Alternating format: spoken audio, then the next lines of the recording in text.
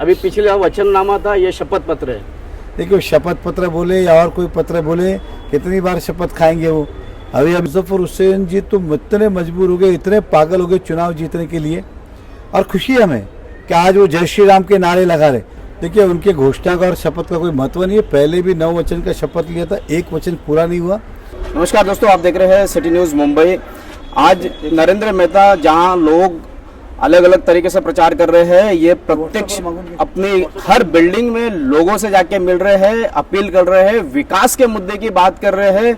किसी भी तरीके का कोई भड़काऊ या फिर जातिवाद भाषण नहीं, सबको साथ लेके चलने की बात हो रही है। और आज आपको बता दें, गीता जैन ने शपथ पत्र लिया है और घोषणा पत्र दिया। क्या कहेंगे इस पर?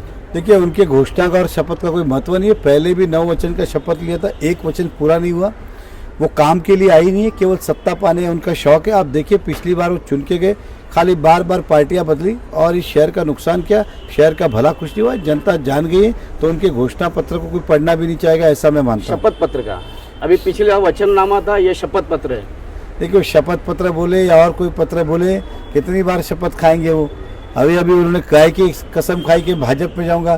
भाजपा वाले को तो पूछे वो लेंगे क्या? तो उनके बोलने से क्या होता है? उनके बोलने में कभी कोई तथ्य नहीं रहा है। वो क्या बोलती है उनको ही पता है, वो हमें नहीं पता। उनके शपथ पत्र क्या है? जो चीज़ होनी नहीं है उसका एड्रेस, जहाँ जाना नहीं है उसका एड्रेस पूछ के क्या करेगी जनता? जो होना नहीं है उसके बारे में पढ़ के भी क्या करेगी? गीता का निर्धार, मेहता का संकल्प और हुसैन का जवाब दो, इन प्रचार में अब कहाँ तक गए? लोगों का भैया मैं काम करने आया हूँ, मुझे तो काम करे दो। इन दोनों को क्या क्या डायलॉग मारने दो। हम काम का लेके आए, संकल्प विकास का, और विकास की बात करना चाहिए। कल 52 जिनालय पर भी एक मुजफ्फर हुसैन ने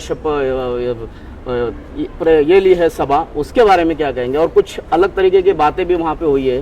देखिए मुजफ्फर हुसैन जी तो इतने मजबूर हो गए, इतने पागल हो गए चुनाव जीतने के लिए।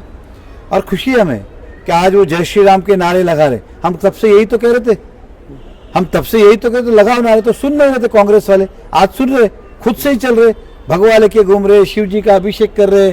तो यही तो हम तब से कह रहे थे। और उन्होंने कहा कि वो छत्रपति शिवाजी महाराज के वंशज है, तो खून तो एक दिन पुकारे गई। गार्डन हो गए, सोसाइटी हो गए, रेलवे स्टेशन हो गए, आपका प्रचार जिस तरीके से चल रहा, लोगों का रिस्पांस किस तरीके से लग रहा है? देखिए हम जो कह रहे हैं उसको प्रमाण पत्र की जरूरत नहीं, किसी घोषणा की शपथ, क्योंकि वो दिखाई दे रहा है। और जो दिखता है वो जनता को, उसको किसी आश्वासन की जरूरत नहीं पड़ती है। और हमने कुछ दिखाया करके, तो जनता उम्मीद कर रही है कि वापस हम आए और जो अधूरे काम है पूरे करें। धन्यवाद।